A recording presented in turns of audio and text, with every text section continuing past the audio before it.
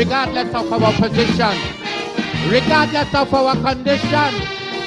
Trinbagonians, look on the bright side. One time.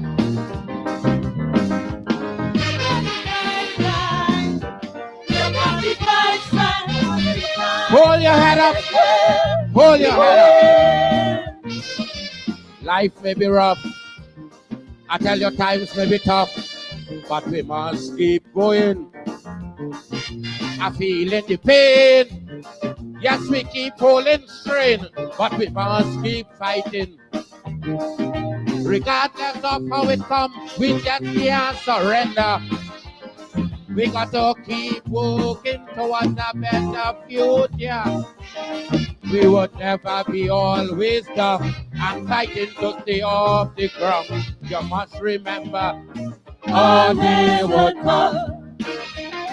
While we appreciate the little life got to give, regardless what's the hood, we must think positive. Look on the brighter side. Look on the brighter side.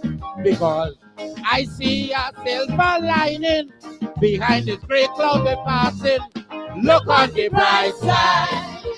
Look on the bright side. For the bright side is where we going.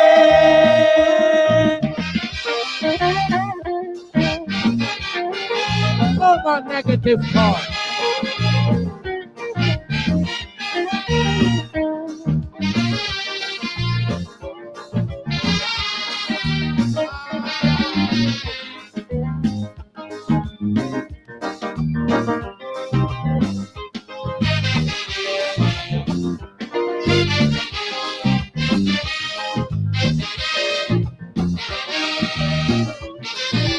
With a heavy load, look how we going down the road, but we must keep going. As though we commit a crime, and we keep serving time, but we must keep fighting. Remember they say that nothing lasts forever. One day is for the slave, one day for the master. So always keep your courage up. Don't allow confidence to drop. One day we'll be right there on top. While we appreciate the little life got to give, regardless what's the hood, really must think positive. Look on the brighter side. Look on the brighter side. Because I see a silver lining behind this great cloud we're passing. So look on the bright side. Look on the bright side. For the bright side is where Trinity going.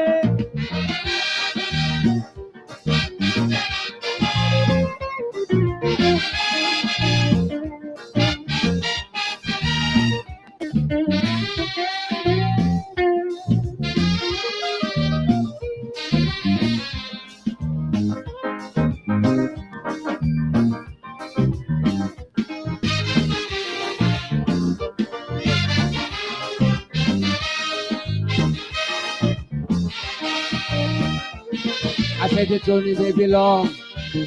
Look how we keep falling down, but we must keep going. It keep getting hot, like the pressure won't stop, but we must keep fighting. Everybody in life does have their little setback, but we just can't say that's not. Sit down and relax. Don't care what you go through today. Surrender we must never say. Yeah, there's a will. There is a way. While we appreciate the little life got to give, regardless what's the hood, Trini, you must think positive. Look on the brighter side. Look on the brighter side. Because I see a silver lining behind this great cloud we're passing. So look on the bright side. Look on the bright side. One time.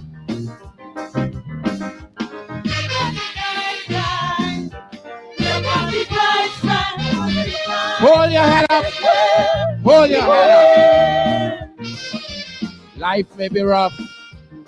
I tell you, times may be tough, but we must keep going. I feel the pain. Yes, we keep pulling strain, but we must keep fighting. Regardless of how it comes, we just can't surrender.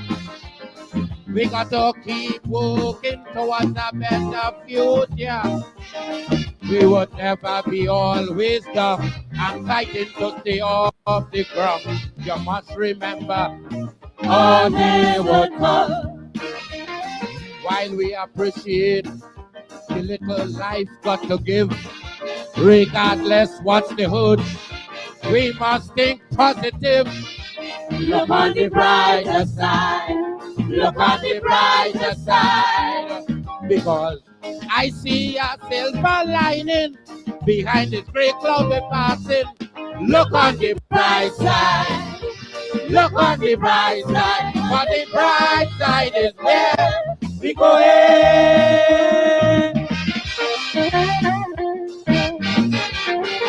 No more negative thoughts.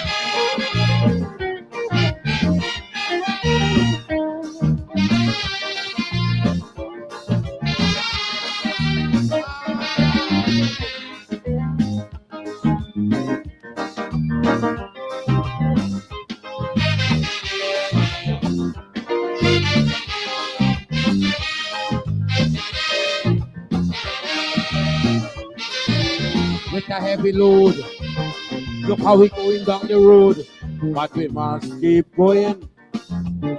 As though we commit a crime, and we keep serving time, but we must keep fighting.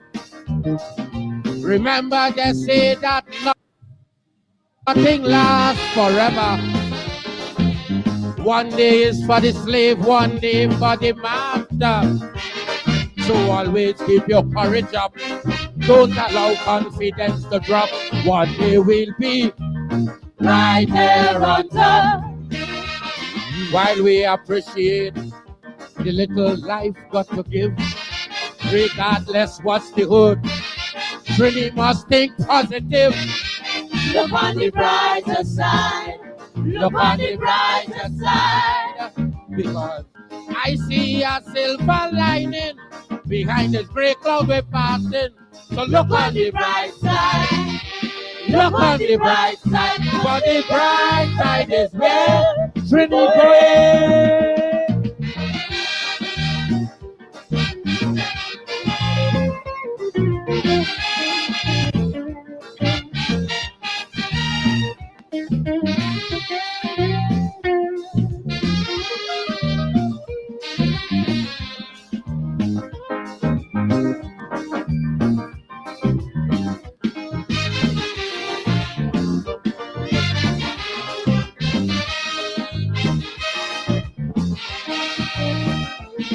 I said the journey may be long. Look how we keep falling down, but we must keep going. It keep getting hot, like the pressure won't stop, but we must keep fighting. Everybody in life does have their little setback, but we just can't say that's that. Sit down and relax. Don't care what you go through today. Surrender, we must never say, yeah, there's a will. There is a way. While we appreciate the little life got to give, regardless what's the hood, Trini, you must think positive. Look on the brighter side. Look on the brighter side. Because I see a silver lining behind the gray cloud we're passing. So look on the bright side. Look on the bright side. For the bright side is where we going, and we love you.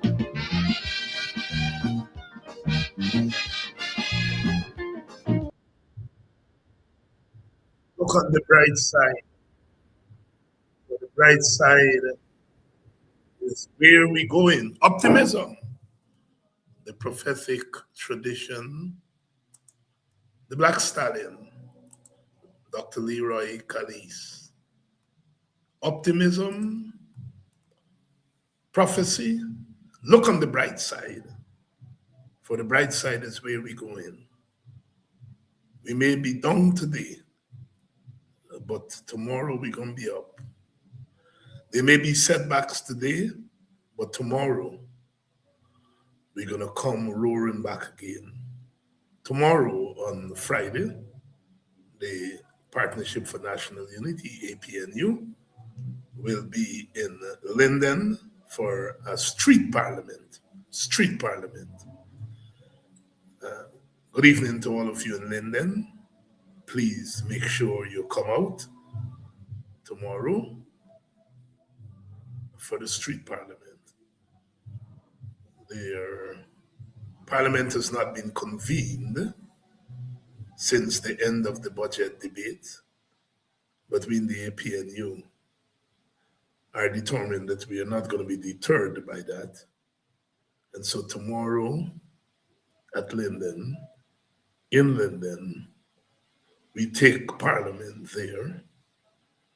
We only got to speak for 15 minutes in Parliament, but at Linden, we will get to speak frankly on the budget and other issues that are of relevance. Look on the bright side, for the bright side is where we're going. The bright side is where we're going. Good evening to all of you. Good evening to all of you joining us. Those of you who have joined us already, please share the live, please share the link. Let everyone know that we are here tonight. It's a Thursday night. Coming down to the end of the week. Look on the bright side. The Black Stallion, always urging us to be positive, to look on the bright side, regardless of our condition. One time.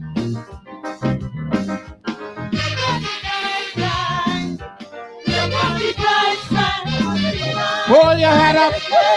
Hold your head up. Life may be rough. I tell you, times may be tough, but we must keep going. I feel the pain. Yes, we keep holding strain, but we must keep fighting. Regardless of how it comes, we just can't surrender. We got to keep working towards a better future. We would never be always down and fighting to stay off the ground. You must remember, all day would come. While we appreciate the little life got to give, regardless what's the hood, we must think positive. Look on the brighter side. Look on the brighter side. Because I see a silver lining behind this gray cloud we're passing. Look on the bright side. Look on the bright side. For the bright side is where we going.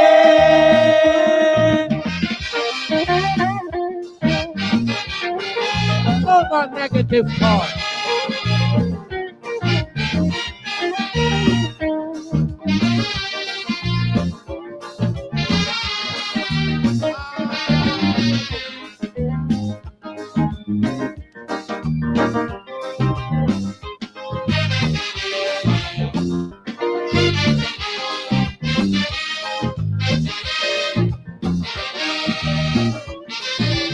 With a heavy load, look how we're going down the road, but we must keep going.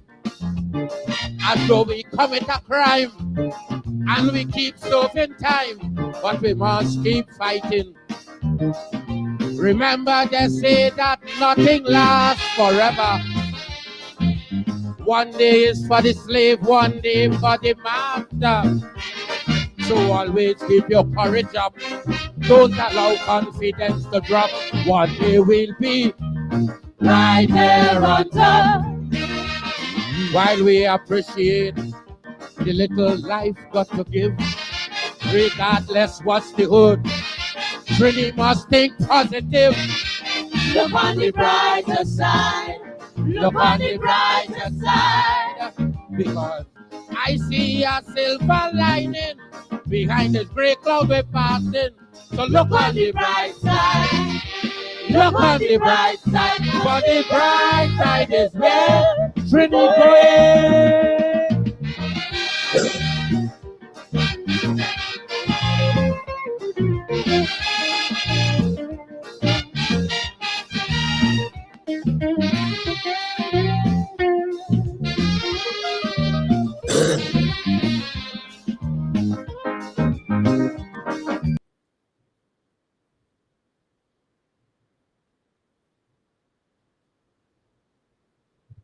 For the bright side is where we going.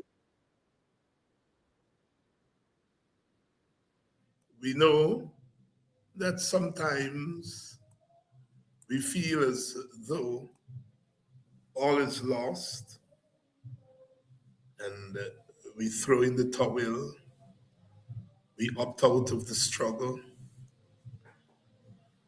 we blame each other, we blame the voters, we curse our people. All of that may be necessary, but at the end of the day, we've got to press on and look on the brighter side, because the brighter side is where we're going. Good evening, Linden. Good evening to all Guyanese, whether you're joining us from inside of our legal borders or you're joining us from outside of Guyana in the wider Caribbean, North America, Europe. Welcome to Politics 101. We're keeping on, always trying to ask questions, always asking questions, always trying to push doors open, stubborn doors. We are human beings, and human beings resist the wrongs of our time, and we must continue to do so. Come out at Linden tomorrow night, the Street Parliament, APNU Street Parliament. We are going to be there tomorrow evening. And make sure you come out and be part of that event. Good evening to all of you, those of you joining us from Berbice. We are going to be coming to Berbice shortly. West Coast Berbice especially, good evening. Good evening to those of you on the quarantine. Down the river, down the Berbice River, down the Kanji River. Kanji water. You know, grew up here in the Kanji water goes well on me, mama. Or me over Kanji water. We're always crossing waters, you know, because we Africans, we're always swimming back to Africa. So we're always crossing waters, physical waters. We're always looking on the brighter side. Always. Good evening to you. They have announced today that they are beginning to put things in place for the cash grant. God bless those of us who have been saying to the government, release the money to the people. It's not enough. It's not what they want, but it's their money. Release it to them. And I saw an announcement today that they're beginning to put things in place. And we are going to continue to push that process. We're going to continue to push that process. The world is spinning. The world is spinning. We've said here in this program that we're witnessing a change in the world order, a change that we, the Guyanese, have little to do with. Wars and rumors of wars, the Christians would tell us. The price of oil has gone up. I suppose the government is going to say, we are benefiting from war.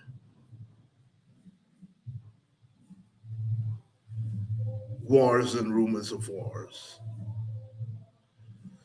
But we have to stay strong and stay put. Last night, we took our government to task.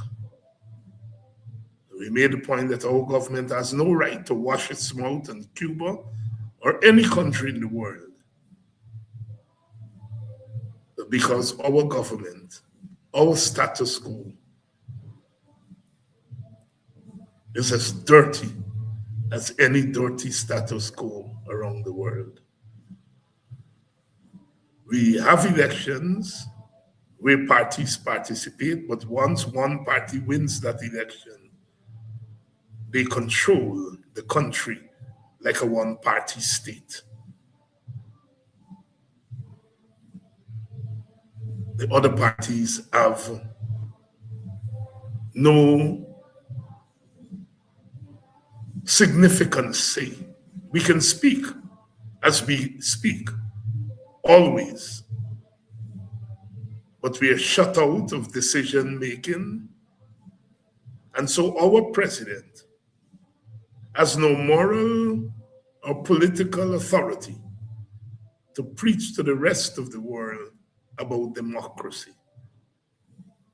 Democracy means that all those who are affected by decision must make the decisions. That definition was coined by our own Sir Arthur Lewis, our Nobel Prize winner from St. Lucia, who in his analysis of government and politics in West Africa, the plural societies of West Africa, made that definition. Sir Arthur Lewis was making what we call a substantive definition of democracy.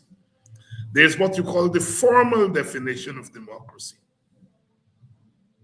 which is elections every 4 years or 5 years, one person, one vote, and that's it. That's electoral democracy. That's formal democracy.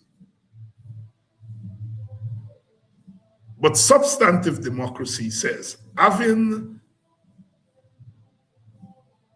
the right to vote. Does that translate into the right to govern? The right to make decisions, and we're moving them from formal to substantive. What is the substance of democracy? You have the forms of democracy. Elections, one person, one vote on election day. You have the parliament, you have the cabinet, you have the courts, they're in place. But do they function in a fair way? Do these institutions function in ways that empower the people? Are the elections free from fear? You're moving there from the forms of democracy to the substance of democracy. How does the parliament contribute to the well-being of the people? Is the parliament controlled by the representatives of the people, all of the representatives of the people? Or is the parliament controlled by only the representatives of part of the people, some of the people? Talk to me. Talk to me. Any fool can use the word democracy. Any fool may be able to spell the word democracy. But fools do not know that democracy is not just form, it's substance. Does one person, one vote lead to an improvement in the quality of the life of each citizen? And so therefore, when our president goes abroad and seek to give the impression of a functioning democracy at home, we must rebuke him. And that's what we did last night, and that's what we continue to do.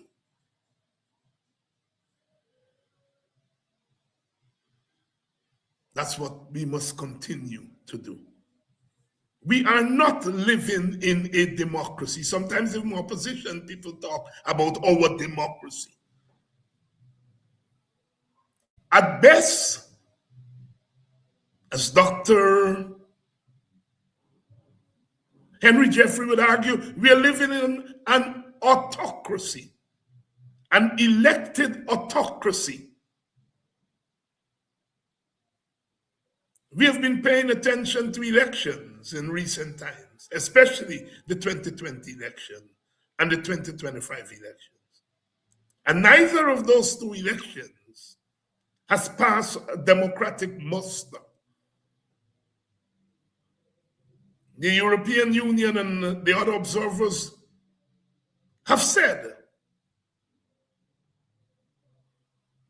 in not very garbled language that our 2025 election lacked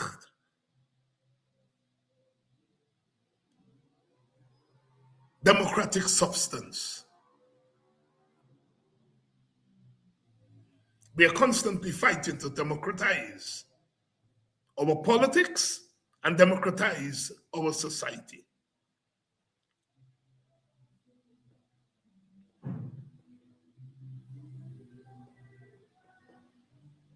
$1.5, almost $1.6 trillion are in the hands of the representatives of one party. And because our politics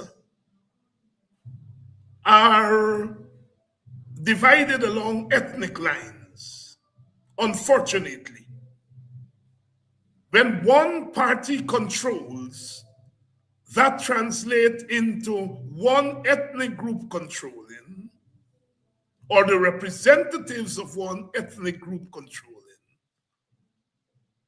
and the representatives of another ethnic group or other ethnic groups being left out of the control of the society.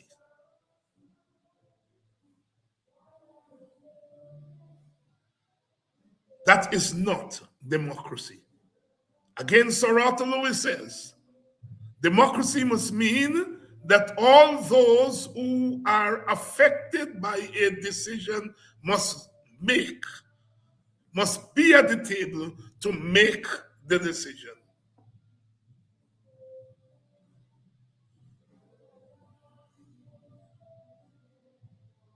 That is what we are talking about.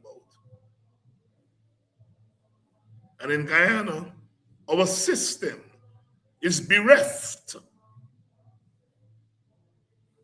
of such democratic considerations. But we're looking on the brighter side, because the bright side is where we are going. For the good of all of us, for the good of all of us, we have to have a table where all of us sit down and make decisions about all of us and for all of us. Some time ago, a couple of years ago, I made the point that if we can't sit at the table, we knock down the table. I think James Farmer, one of the young freedom fighters at the time in the Student Nonviolent Coordinating Committee, SNCC, during the Civil Rights Movement, may have been the person who said that. Maybe James Farmer. I'm thinking it may not be James Farmer, but one of the young members of SNCC. So it wasn't anything original, I was saying. They made every word of it at the time, because, you know, sometimes they pay attention to language, at other times language don't matter. But when they want to paint you as some crazy person, they point to language. But the fact of the matter, if we all can't be at the table, then we ought to upset that table. The logic of human existence says that. Bob Marley asked, how long shall we kill our prophets? How long shall they kill our prophets while we stand aside and look? How long?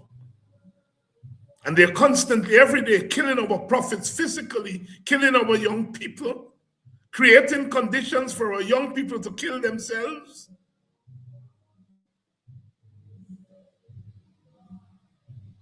Killing our voices, writing us out of history. That's death.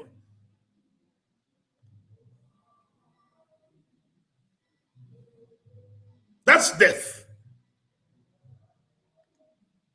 Professor Orlando Patterson, our Caribbean champion scholar, Jamaican by birth, Caribbean by civilization.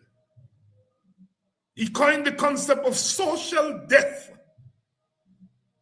to say, in effect, what happened during the period of slavery was that the Africans who were enslaved, they may have been alive physically for a couple of years, because by the time they got a slave, an enslaved person got to 20, 22, 25 years, they were old and they were not useful anymore. So they didn't have long lives, but at least they were alive in a physical sense. But Orlando Patterson said they lived a life of social death. I hear the young people, you know, by Yerba Tam, that's a dead man. And when I hear that, I said, these young people in their own way, they understand Orlando Patterson's concept of social death.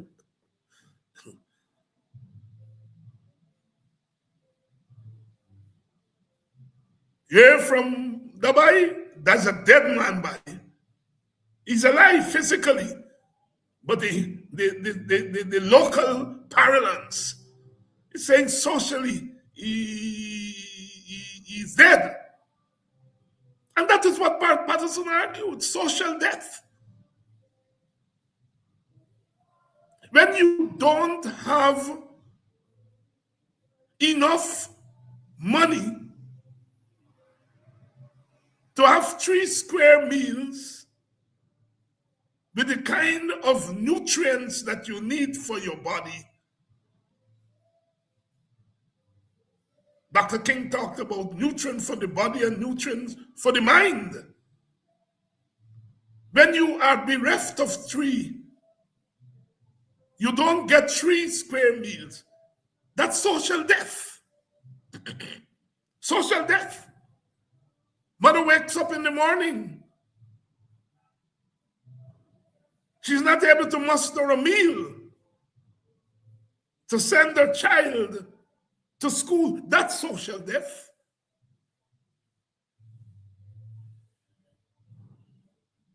When people are not able to get the passage, the money to pay transportation for their 4 children to go to school, that's social death. You're alive physically, but you're dead socially. 60% poverty, 6 out of 10 people. That's social death. That is what Orlando Patterson meant. We're alive, but socially and economically we are dead. So, sisters and brothers, we are not causing hysteria in the society.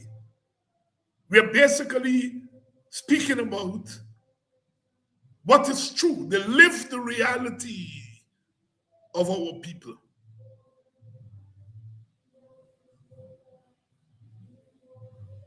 And we cannot continue to be quiet. We cannot continue to be afraid to speak truth to power.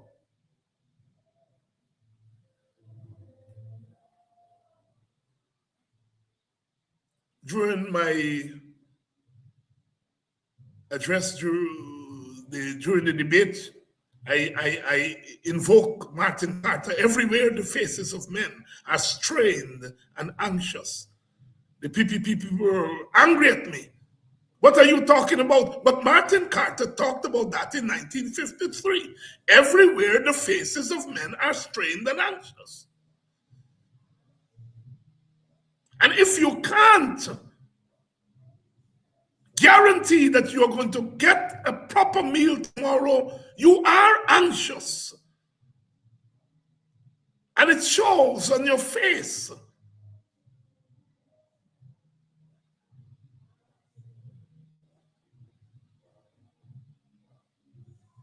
Speaking to a mother today, and she was telling me that her child had to drop out of GTI because the child cannot afford a computer, because the assumption now is that you have to have a computer. And we take it for granted that people have access to a computer. You know, there's so much you can do on the phone. I started to read on the phone over the last couple of years, but sometimes it gets so frustrating because the phone, you know, doesn't allow you to comfortably read. So to do certain work, I mean, if you're a GTI, it's technical work, you need a computer. This mother is telling me that her child has to drop out because he or she, a she in this case, cannot afford a computer. That's social death. That's social death. And those stories are replicated all across our country.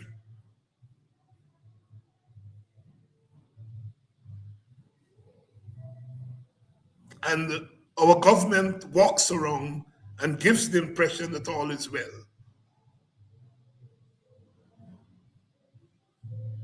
We have to commend the government when it's doing positive things.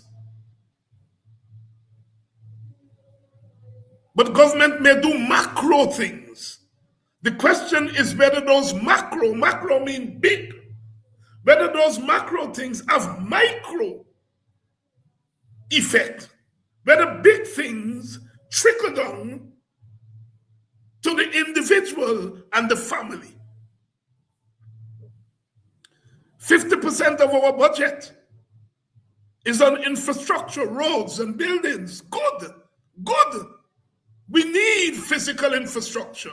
The question, do those roads and buildings lead to an improvement in the lives of people?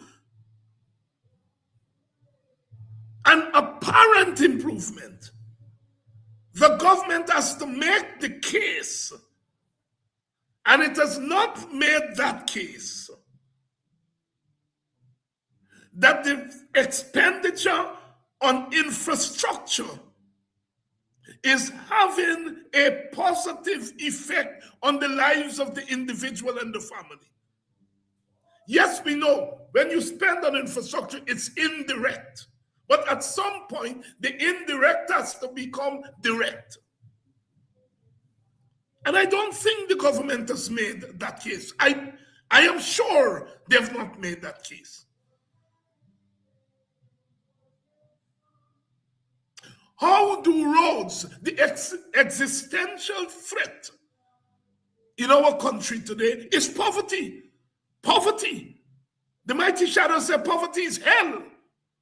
And those of us who are Christians or even non-Christians know what hell is. You burn in hell.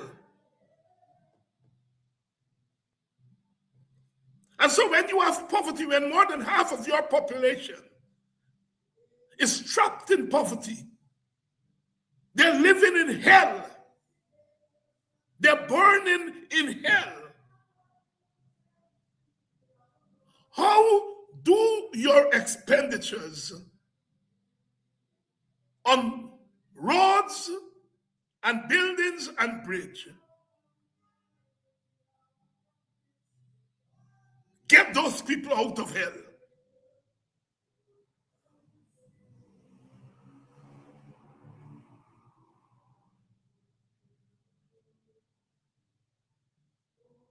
The PPP has not made that case. And what we are arguing is that 50% of $1.5 trillion in expenditure in infrastructure is not going to get people out of hell. And so why not reduce the expenditure, the spending on infrastructure, and shift some of that money to areas that are in the short term going to lead to an exit from hell.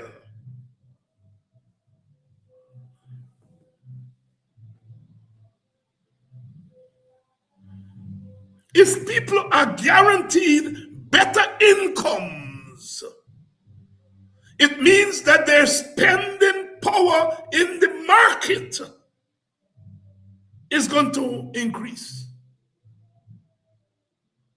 Good evening to you, Stacy, who is a small vendor. Stacy is a small vendor. If people have more income, they are likely to buy more from the small vendor. The small vendor gets an income because there is no more demand. And the worker gets more products that they need. You know, sometimes we get mad at the market man or the market woman. And why you carry up the price of callaloo so high? And we blame the Ballinger man for raising the price of Ballinger or pumpkin. But that vendor, that small vendor, is a worker too. And she has to make a living wage. She has to make a living, as we say. So our target should not be that small vendor, not the market man and the market woman. Often, that market woman is at the end of a chain. You all know the big producers, then you get the wholesaler and the retailer. Now, by the time you get down to that, you must get about 4 wholesalers in between. Long time used to be 1 wholesaler, middleman. So by the time you get down to the person who's selling in the market, the prices have to be high. It is what we call the distribution of resources. And the government can ensure a more democratic distributive system. The person who is selling the Callaloo and the Bora has to live too. And often we, the consumer, cost them. But it's not them need to be cursed. The government is ensuring all kinds of tax breaks for the importer at the top. And the hope is that when you give them the tax breaks, it will seep down to the bottom, but there's no guarantee of that. Once prices go up, they stay up. And when you give the breaks to the man at the top, with the hope that he will bring down the price, he not bring them down. But he gets the breaks. And where it goes? In his bank account. He gets rich. So don't blame the market woman or the market man. They are as abused as you, the consumer. The prices are high because the government, first of all, does not provide enough wages to the ordinary people to improve their spending power. And at the other end, it does not put the necessary rules in place to ensure that those at the top do not palm off all the money and that they pass some of it down the line, down the chain. The government has to engage in regulation, some form of regulation.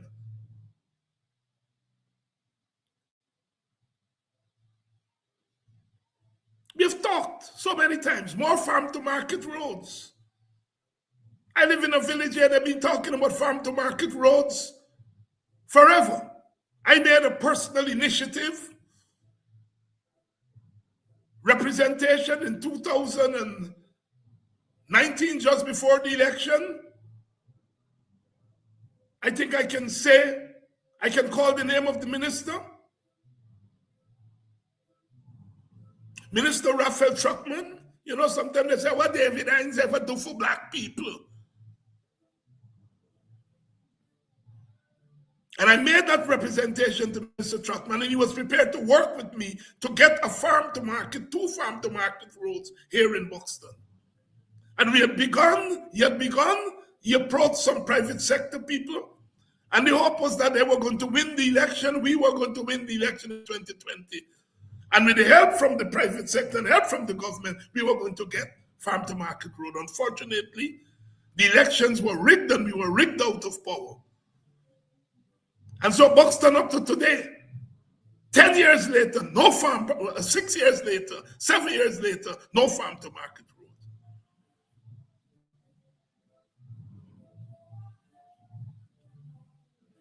We were able to secure a couple of boats. I think they're still sitting somewhere, but the boats couldn't navigate the canal because the canals were not routinely cleaned. I can say that. Minister Truckman, I worked with him.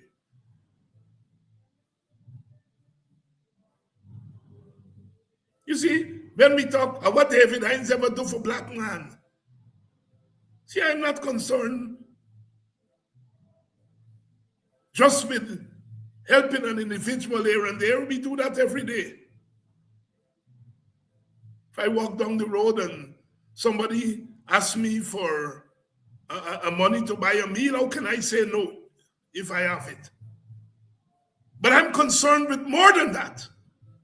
I'm concerned with the resources in the community to help our people to be more productive and to carry down the costs.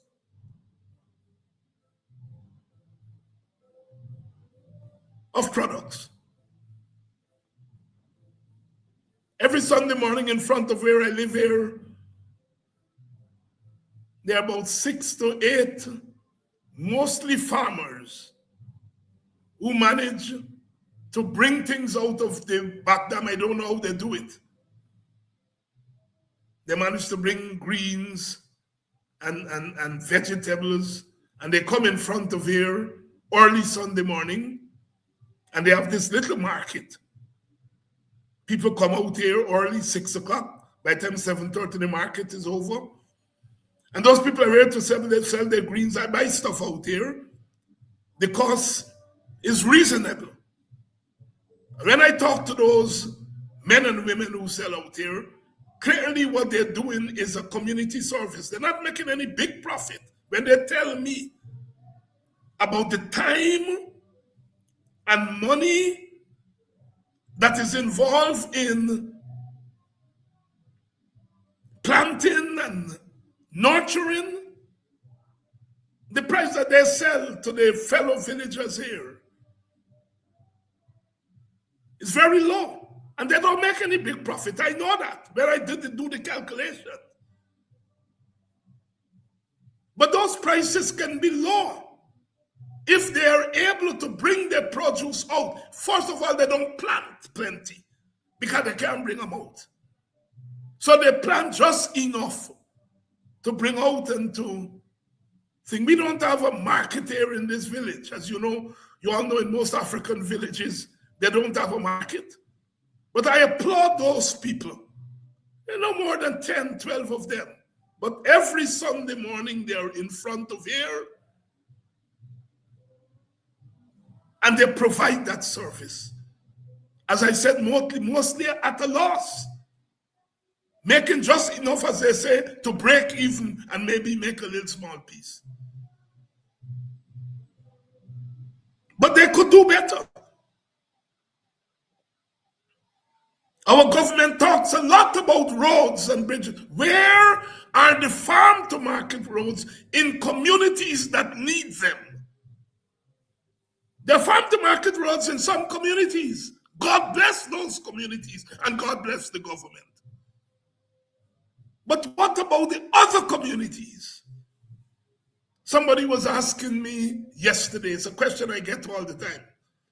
David, what has changed since you are now back home full-time? Because I was back home from 1997.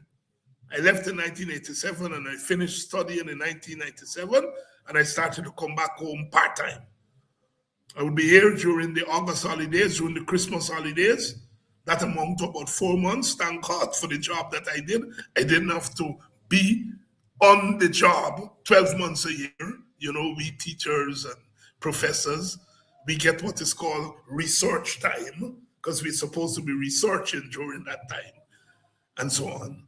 And I was able to use that time to come home and do activism. And I'm doing that from 1997, the last 30 years. And so people ask me what has changed, and I said not much has changed, because I just continue to do my activism.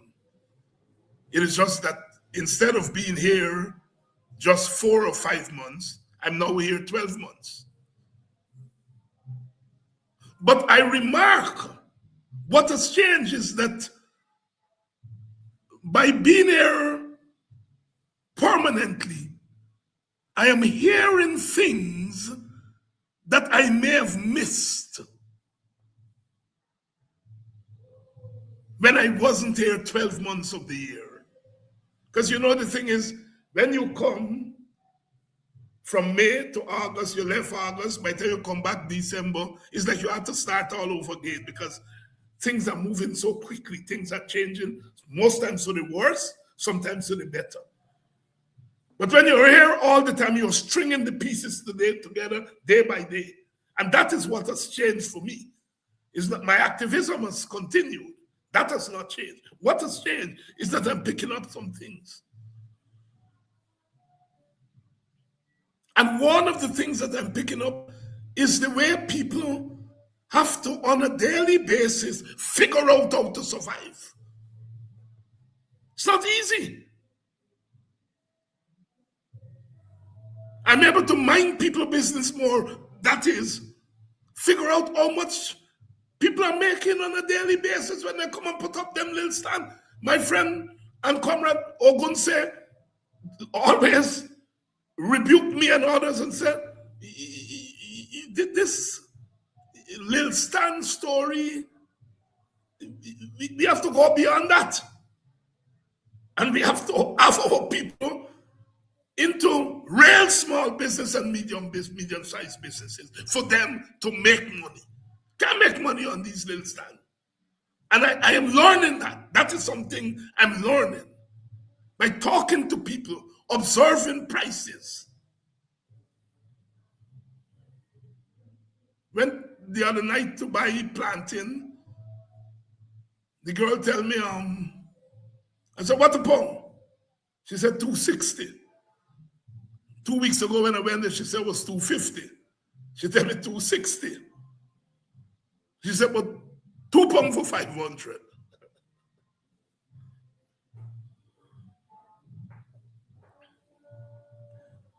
And I smiled.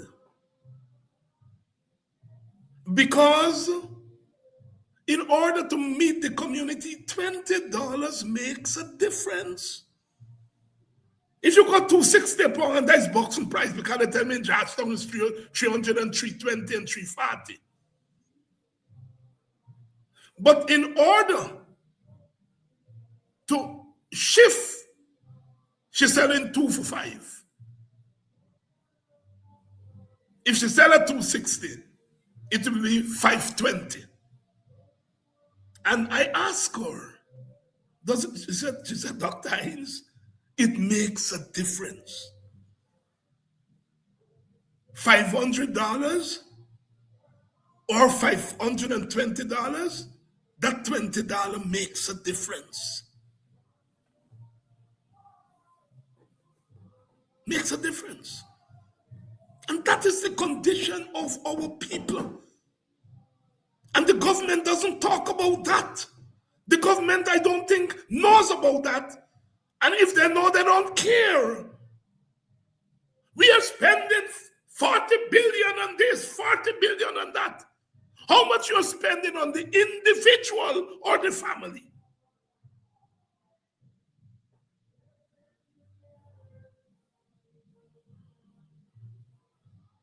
The spending power of the worker is weak. That is why the cost of living is high. You know, people go where? They come back, they spend 3 weeks, they say, buy Guyana nice.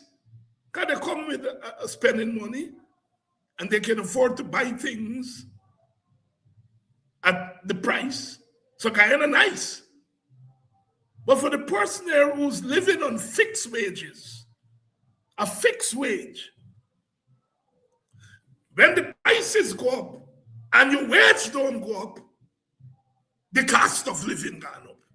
Because your wage is fixed, but the price not fixed. There's no subsidy anymore. When I was a little boy, I remember sugar was 2 pounds for 7 cents.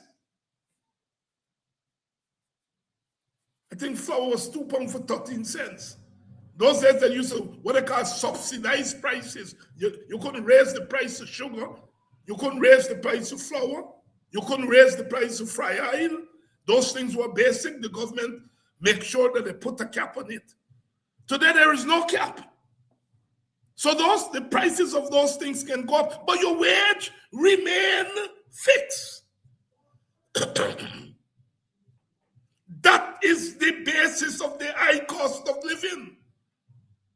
The government may tell you it can't control the market. It cannot control the prices. It can. But they may, say we can't. We don't fix the price of the market. You don't fix the price of the market, but you can damn well fix the price of labor. You can fix the price of wages. And that is why we say When you look through $1.5 trillion in a budget spending, and you don't see anything substantive there for public servants,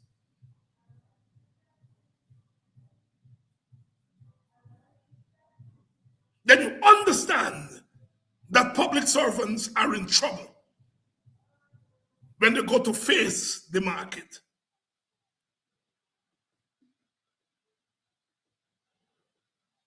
And these are the things that we have to break down for you. So please, after tonight, don't cuss the Greens lady. Don't cuss the juice girl.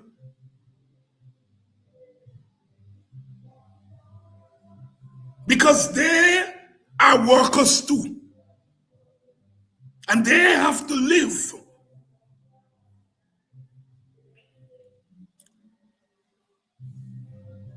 It is the government. It is the big retailers and wholesalers and importers. It's them. And the government looks after them, the so-called private sector.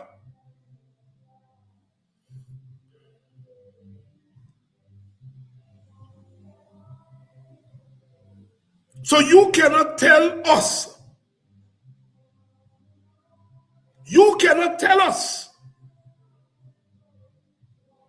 that our country is doing well and we are the envy of the world. Who the hell wants to come to a country? Who the hell will envy a country with 60% poverty? We're not damn fools. People want to come here to make big money, to get in under 50% of $1.5 trillion. That's what they want to come here for. They don't want to come here to live in an impoverished way. The government has to decide when it says put people first. Are you putting the 60% in poverty first? Or are you putting the 10% or the 5% that is wealthy? Are you putting them first?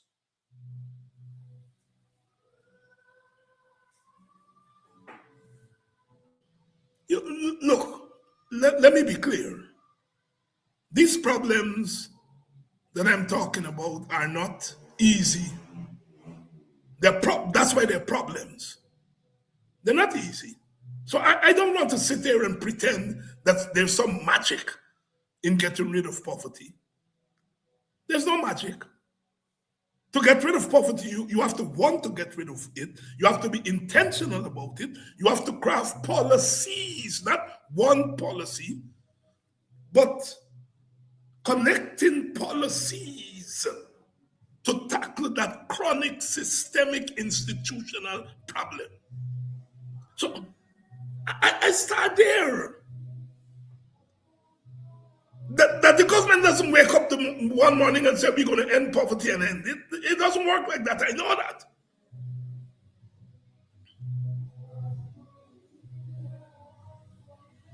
So these are not easy. I'm not talking about ending poverty tomorrow. At one time, the poverty rate had come down from 68% to 48%. And then boom, it fly back to 50-something%. What that says is that the government is not systemically and seriously tackling the problem of poverty.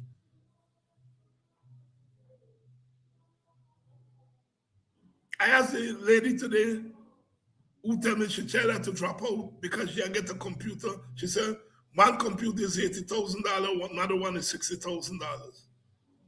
And by the way, if anybody has a computer they're not using, can you contact me after this program so that that child can continue to go to TI?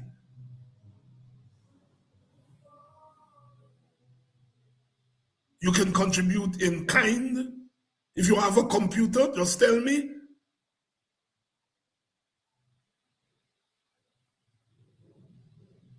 Or if you don't have a computer and you want to contribute towards it, please do. Because that's another child that is going to fall through the crack. At your child.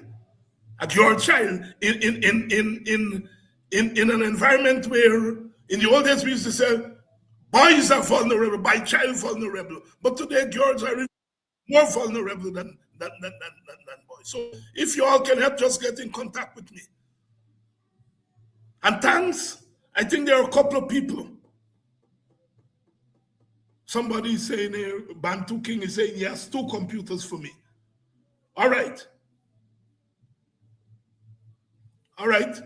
Just get in touch with me. And we will make the arrangement. The number that I can be, let me see, I'll have to put them down on the screen. I'll have to put it down on the screen. Thank you very much. Thank you very much. Let me make sure that I put the number that I can be reached on the screen. I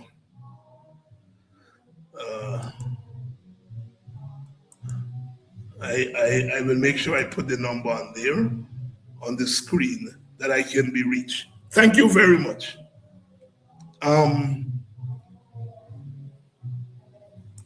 But those are, that's the reality that we have to live with on a day-to-day basis. And sometimes we abuse the young people, that they have no ambition and all of that kind of stuff. And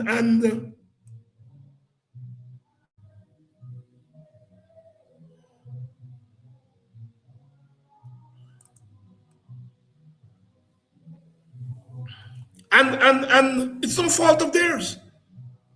It's a harsh society that we are living in. Very harsh. I understand, we have to understand why people want that $100,000. It's not much. It's the only one you can get for this year. It's $8,500 a month.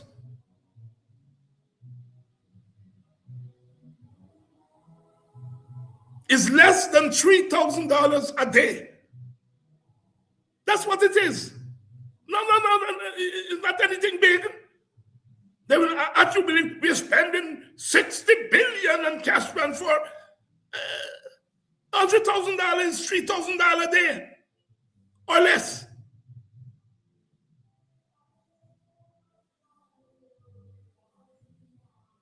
Planting $300 a pound. By the time you buy 5 pound planting, 4 pound planting, half of the money done, the cash grant money per day.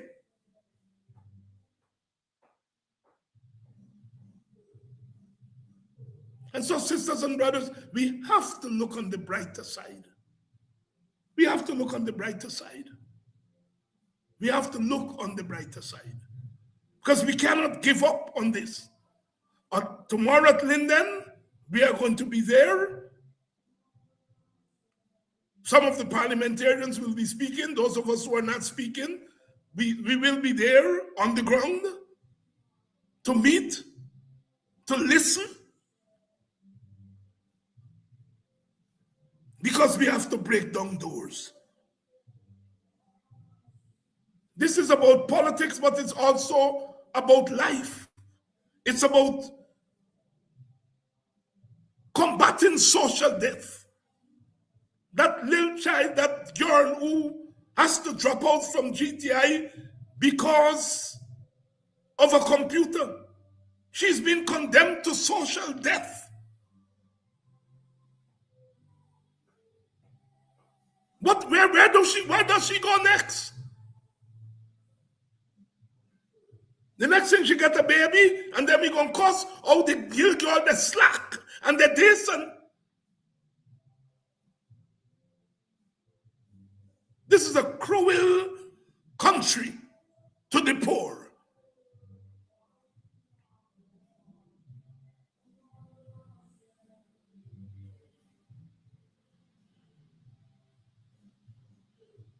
So those of you who, the brother who says, or the sister, please contact me. 603 0010. 603 0010. And let us keep that little girl in GTI.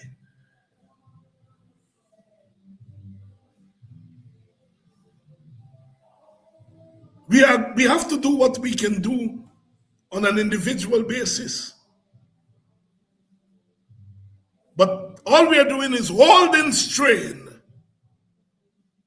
because this problem is bigger than at the individual level. It's a systemic problem. And some groups are more vulnerable. All groups are vulnerable. But some groups are more vulnerable than others. The Amerindians are more vulnerable.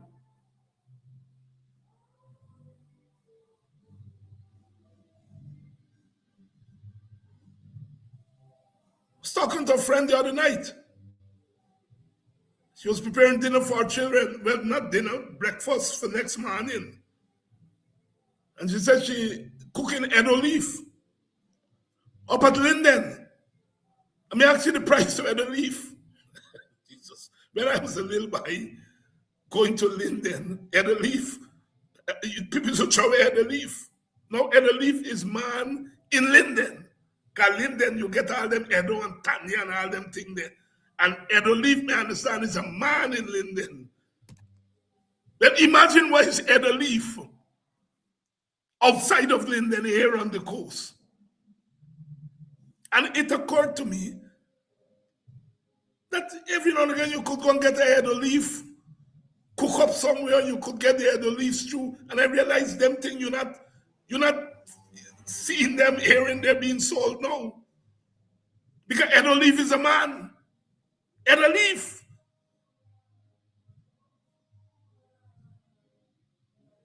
And so we continue to do what we have to do. We have to expose so that we can depose. Not just depose the government, because you can get rid of the government. But if you don't get rid of the regime, the system, sometimes, we conflate regime and government. The government is a government. Governments come and government go. But the regime, meaning the system, remains. And that's why some of us call ourselves revolutionaries, because we don't want just to get rid of government. We want to get rid of the regime, the system. We want to get rid of the regime and put in place a regime that will end the poverty. Tomorrow night we are going to be in Linden. Come out there to be part of the discussion. We also want to hear from you. Linden is a special place. All communities are special, but Linden is special among special. Walter Rodney referred to it as the cradle of the revolution, the working class. They produced bauxite at one time, bauxite, sugar, and rice, carried this country.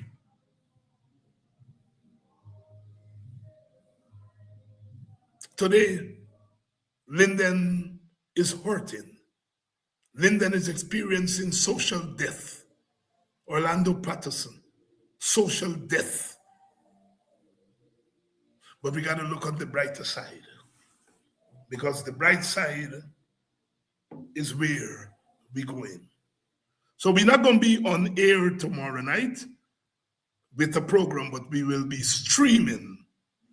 For those of you who are outside of Linden, outside of Guyana, Politics 101 will be streaming the street parliament so that you can hear and see what's going on. So we're not going to have a live program tomorrow night because God spare life, as they say. We're heading to the Bauxite Town. Continue to stay with us. Continue to believe that despite the fact we don't have formal power, that we are still making a difference. We have to plan. We have to organize. Because we have to find a way to sit at the table. It's all right. The BBC came and they want to tell the story of Guyana. But Terence Campbell couldn't go. So he's not able to tell the story of a section of the electorate.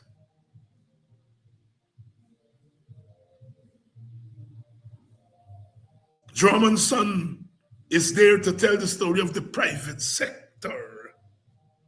Small group of business people, top business people, but they get front seat. And Terence Campbell, who represents 75,000 voters and more, because another 75,000 stay home. So Terence Campbell theoretically represents 150, 160,000 voters. Yet, he doesn't get front seat.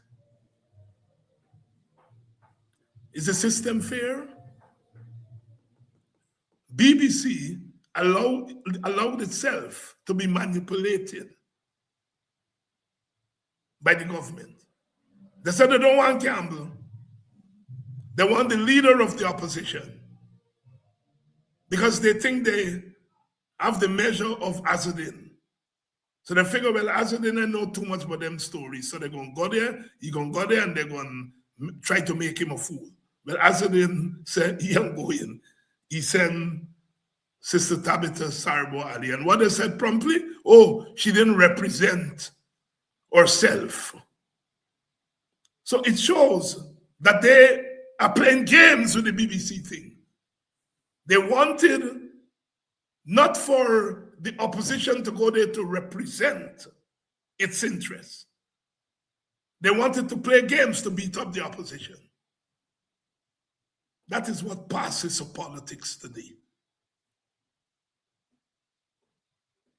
I've said here in this program that elections have consequences, yeah?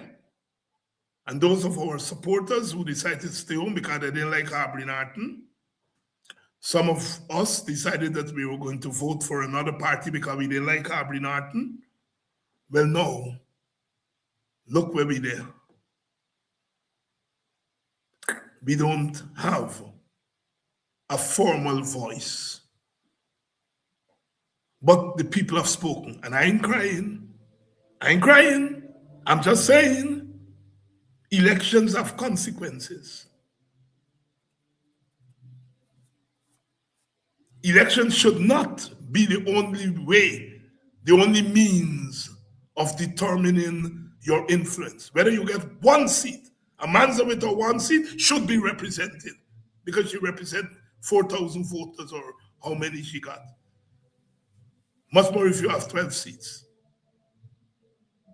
But it means that those who voted for the representatives, the 12 plus 1, don't even have a voice on a program like BBC.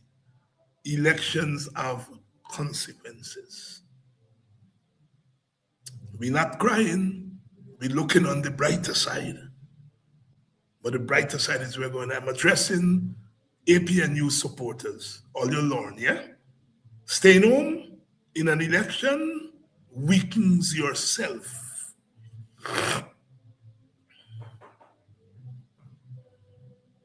Experimenting when the other side is not experimenting weakens yourself. Some of us have always believed that we should have a power sharing system, whether you get one seat or 12 seat or 16 seat or 30 seat, you will be represented in cabinet. We don't have that system. If we had that system, you could experiment. You could say, we don't like the APNU, we're going to reduce them to 16 to 12 seats, but they will still have a place at the table. We will give Win 16 seats. They will have a place at the table. We will give Amanza 1 seat. She will have a place at the table. A power sharing system where all those who are affected by a decision sits at the table. You can experiment. You can split up your vote. All that happens is that you're splitting up the representation, but you will be represented. We don't have a power sharing system. They snooze and we lose, but we're not complaining. Look on the brighter side. For the bright side is where we're going. We got work to do. Plenty work to do. But we are capable of confronting the devil again and again. The Lion of Judah shall break every chain and give us the victory again and again. All right, those of you who got computers for me, please contact me. Thank you, Rosemond, who sends our donation every month. And somebody else sent a donation this month. I'm so busy sometimes I don't remind you all of your donation. And so you all slacking, right? But thanks to those of you who remember to send your donation, right? Because we still got to keep the thing going, right? So those of you who are accustomed to sending donations, we still accept donations. But I'm looking for a computer for this young lady, and I'm sure there are others who would need computers. So if we have more than one, we will be able to help where help is needed. See you all in Linden tomorrow night.